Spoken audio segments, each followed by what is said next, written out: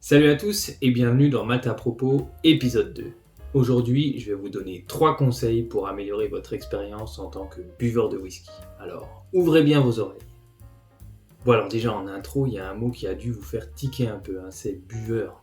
Ça sonne pas terrible, ça fait un peu pilier de bar. En général, on préfère utiliser amateur de whisky. Bon, ça sonne bien, mais ça reste un peu vague. Moi, je préférerais, pourquoi pas dégusteur. Bon, le mot n'existe pas, mais ça colle un peu mieux à ce qu'on fait en pratique. Et on va voir pourquoi. Première chose à savoir pour améliorer son expérience whisky, bien choisir son verre. Ça paraît plutôt facile comme ça à première vue, mais ça l'est pas tellement. Déjà parce que les films ont eu la fâcheuse tendance à nous induire en erreur, et ce depuis des dizaines d'années en fait. Dans les films, on boit énormément. Et souvent, on boit du whisky. Par contre, on boit mal, très mal. Boire du whisky, c'est souvent synonyme de boire là-dedans. Ça s'appelle un tumbler. C'est le verre iconique, quand les gens, n'importe quel personnage de film ou de série boit du whisky, il le boit là-dedans. Souvent avec de la glace d'ailleurs. Mais bon, on reparlera de ça plus tard. Donc c'est un verre à bord droit, d'assez grande contenance, et puis avec un large orifice au-dessus comme ça. Mais c'est pas le bon choix à faire. Pareil pour la flûte de champagne. Ça fait classe, voilà, ça fait cocktail mondain. Mais si on se sert une dose à peu près normale pour la sentir, voilà, c'est pas très pratique quoi. Dans les bons choix, ça, c'est un verre à digestif classique, avec un petit ventre en bas. Donc là déjà au niveau de la contenance, on est mieux. Mais l'important c'est de ne pas réchauffer le whisky qui va se trouver juste là. Ce verre il a un défaut. Bon, on est chez les puristes là. C'est qu'il va concentrer énormément d'arômes ici. Il n'est pas assez haut en fait. Il n'a pas assez de hauteur pour que les arômes du nez en tout cas se diffusent bien à l'intérieur. Ça reste un bon choix.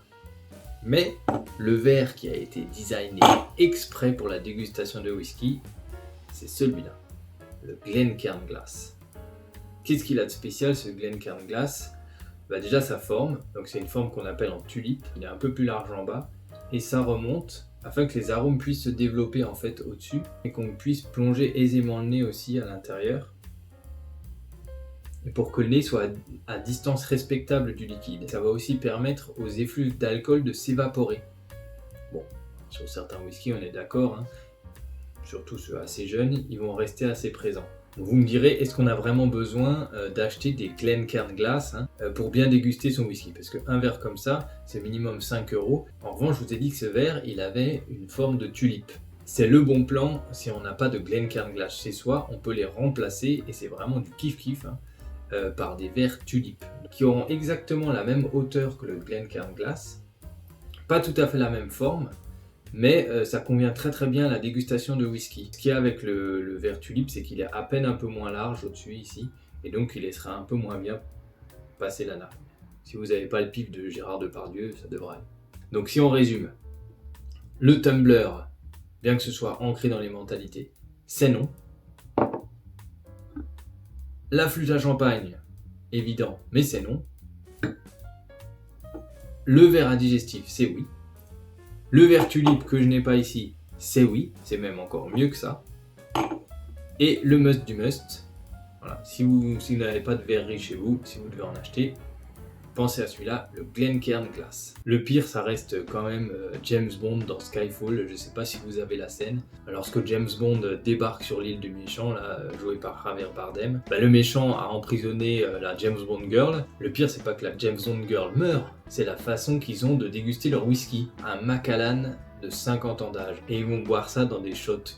Genre les shots à vodka qu'on trouve au bar, quoi. C'est... voilà. Au niveau de la dégustation de whisky, on est un peu à ce niveau-là.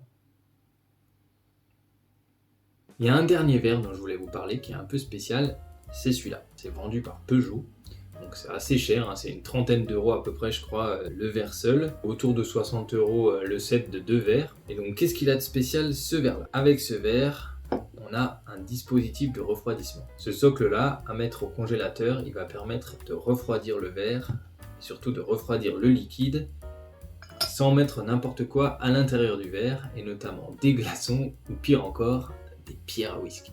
Le fait de refroidir le whisky Grâce à ce socle-là, ça a plusieurs avantages. Déjà, ça développe les arômes. Faites la comparaison chez vous, si jamais vous avez l'occasion un jour. Mettez votre whisky, par exemple, dans un Glencairn Glass classique, à température ambiante, et à côté, testez le même whisky dans ce verre-là. Et je peux vous dire que vous sentirez la différence. La texture est radicalement différente sur certains whiskies. Pour certains autres, ça ne change pas grand-chose, mais il y a vraiment des whiskies pour qui l'amélioration est assez nette. Petit sujet polémique maintenant. Comment bien refroidir son whisky ? Bah oui, on a vu que le 7 Peugeot, c'est une bonne idée, je dirais même la bonne idée. En revanche, a-t-on le droit de mettre des glaçons dans son whisky ? Ça dépend de quel glaçon. Si vous avez l'habitude de faire vos glaçons avec de l'eau du robinet, les mettre juste dans le congélateur et les ressortir juste après, non, à ce moment-là, ne le faites pas. Bon, à part si c'est un Jack Daniels, là, vous faites ce que vous voulez. Ce qui va jouer, c'est pas le glaçon lui-même. Le glaçon, il va diluer le whisky, ça c'est clair, mais c'est pas forcément une mauvaise chose. C'est la qualité de l'eau qui va jouer. Si vous avez une eau qui est pleine de sulfate, de nitrate et d'autres minéraux un peu dégueulasses, ça va influer sur le goût du whisky. Donc ce qu'il faut, c'est une eau la plus pure possible. Mais voilà, c'est mon avis sur le glaçon. Après, il y a les pierres à whisky. C'est un gros nom. C'est des produits de mauvaise qualité déjà. Ça peut être poreux. Et donc il va y avoir de l'interaction entre la pierre et le whisky. C'est jamais bon. C'est pas pratique. Déjà, ça va s'entrechoquer, il y a des risques pour le verre. Troisième inconvénient, souvent ça marche pas terrible. La pierre à whisky, on a beau la mettre au congélateur, si on en met une seule à l'intérieur du verre, ça va refroidir rien du tout. Très très peu. Pour toutes ces raisons, pour moi, la pierre à whisky, c'est pas un cadeau à faire. Une fois qu'on a bien choisi son verre, le deuxième conseil que je peux vous donner, c'est d'être patient et de comparer. Il y a un dicton chez les anglo-saxons qui dit « One year in the cask, 1 minute in the glass ». Traduction, 1 an dans le fût égale 1 minute dans le verre. Ça veut dire que si vous voulez déguster un whisky de 18 ans d'âge, le mieux ce serait de le laisser reposer 18 minutes dans le verre avant d'y toucher. Dans la bouteille, le whisky il va avoir concentré ses arômes pendant X années et dans le verre, il va falloir lui laisser le temps de les faire ressortir. Au contact de l'air, les arômes, les effluves du whisky, les parfums, ils vont se développer petit à petit. C'est pour ça qu'il faut laisser le temps, ça ne se fait pas en 30 secondes. Un whisky âgé qu'on va pouvoir mettre dans notre verre, on va pouvoir le trouver assez faible au nez, mais ce sera souvent parce qu'on ne lui aura pas laissé assez le temps de se développer. La deuxième chose, c'est de comparer. Pourquoi comparer ? C'est parce qu'on n'arrive jamais vraiment à déterminer si un whisky est bon, très bon, excellent, si on le boit tout seul. On va pouvoir se dire que ce whisky a un joli nez. Et après, on va le boire et se dire ah ouais, il est pas mal. Le whisky qu'on a trouvé hyper bon un jour, on va le comparer avec quelque chose d'autre et finalement on va se dire oui, non, en fait, il est pas si bon que ça. Un whisky qu'on va trouver correct, bon, en le goûtant tout seul, on va le comparer à celui d'une autre distillerie, ou on va le comparer à un whisky à peine plus vieux, ou un whisky qui aura subi une finition différente, et on va se dire pourtant hier seul je le trouvais vraiment correct. Et en fait, quand on le compare à autre chose, notre avis change instantanément. Il faut toujours essayer de mesurer les forces en présence, et ne jamais se restreindre au grand jamais à boire le même whisky toute sa vie. Alors je sais que c'est le cas de beaucoup de personnes qui restent sur un profil, voire un whisky pendant des années. Et c'est vraiment la chose à ne pas faire, déjà parce qu'il y a énormément de diversité dans le monde du whisky. C'est vraiment l'alcool, je pense, qui offre le plus de déclinaisons de goût et de saveurs possibles. Il ne faut pas s'arrêter à un seul whisky, un seul profil. Ne faites jamais ça.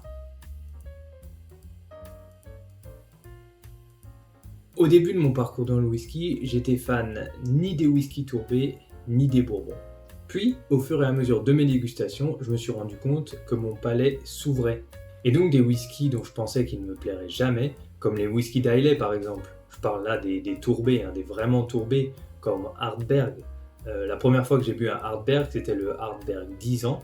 Et il ne m'a pas plu du tout. Cette tourbe très phénolique, très médicinale comme ça, elle m'a tout de suite rebuté. Aujourd'hui, en ayant remis mon nez par hasard dans un Ardbeg, je me suis rendu compte que celui-ci était beaucoup plus accueillant que ce que je pensais. Et ça m'a incité à racheter une bouteille d'Artberg que je classe maintenant parmi, peut-être pas les meilleurs whiskies que j'ai bu, mais en tout cas parmi les whiskies que j'ai plaisir à boire. Idem pour les bourbons.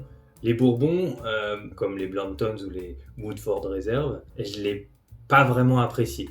Et il a fallu que je me fasse mon éducation sur des bourbons à la fois plus élégants, plus fins, mais aussi sur des profils plus atypiques. Là, je pense par exemple au Sonoma Bourbon, dont je parlais évidemment dans le premier épisode, mais aussi au Mellow Corn, qui est un whisky essentiellement fait à partir de maïs. Je crois que c'est 80%, voire quasi 100%. Déroutant sans être vraiment déplaisant. Et en plus, la bouteille est vraiment pas chère. Le whisky, c'est vraiment un alcool qui se laisse découvrir. Voilà, c'est pour ça que je vous demandais de prendre votre temps dans le conseil précédent. Ça va vraiment vous permettre d'éduquer votre palais, de le forger, je dirais, et de le faire s'ouvrir à des horizons dont vous pensiez peut-être qu'ils ne vous seraient jamais accessibles. Et pour moi, la meilleure manière de découvrir de nouveaux whiskies, et peut-être même aussi la plus simple et la moins chère pour vous, c'est d'acheter des mignonnettes. Alors là, certains vont me dire, mais il nous prend un peu pour un con, parce que si on regarde le prix d'une mignonnette comme ça fait 5 centilitres, il en existe des plus grosses, mais elles sont de plus en plus rares, celle-ci fait 10 centilitres, ça vaut au moins 5 € pour un whisky de base, et des whiskies un peu plus complexes, un peu plus chers, on monte rapidement à 10-15 € la mignonnette. Si vous rapportez ça à la contenance, le prix au centilitre il tourne à peu près autour d'1 €, voire 2 €. C'est assez cher, mais la mignonnette, elle va pas uniquement vous permettre de découvrir les whiskies qu'il y a dedans, le Bowmore 12, le Bowmore 15 et le Bowmore 18. S'il y a un des 3 whiskies qui me tape dans l'œil, ou plutôt qui me tape dans le palais, je pourrais me permettre de racheter une bouteille complète. Mais le gros intérêt dans l'achat des mignonnettes, c'est que une fois le whisky qu'elle contient vidé, ça nous fait un super contenant pour faire des échanges. Je m'explique. Ce whisky là, ça fait longtemps que c'est plus un Glenrothes Vintage 1998. Il était excellent d'ailleurs. Aujourd'hui, là-dedans, c'est un Chivas 18 ans. Mais c'est largement pas les deux seuls whiskies que cette mignonnette a contenu. Les mignonnettes, vous les remplissez du whisky que vous voulez, c'est étanche. Si vous les remplissez assez jusqu'en haut, ça prend pas trop d'oxydation et ça vous permet de les trimballer un peu partout. Je connais vraiment pas de meilleur moyen de partager vos trouvailles avec les autres amateurs de whisky de votre entourage. Voilà, j'arrête le tir pour aujourd'hui. J'espère que cette deuxième vidéo vous a plu.